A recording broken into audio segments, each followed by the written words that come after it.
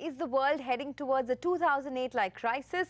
Legendary investor George Soros seems to think so. In Davos, Menaka Doshi caught up with some of the world's leading economists and their verdict, crisis or not, no one can escape the short-term pain. We leave you with some big voices. We'll be back in 2 minutes with the markets.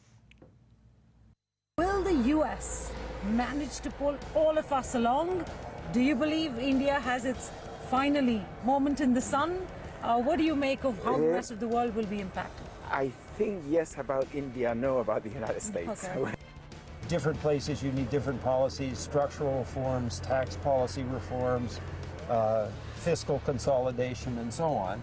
And it wasn't happening, or at least not happening very fast.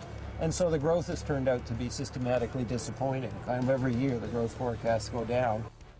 I think there's causes for longer-term optimism.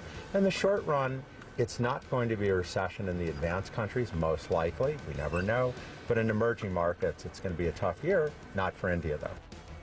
I think it's a much more challenging environment for the emerging markets because the export-led growth that was possible in the 1990s and the 2000s is not as easy now because world trade is not growing very rapidly, and I think that export-led model is becoming weaker.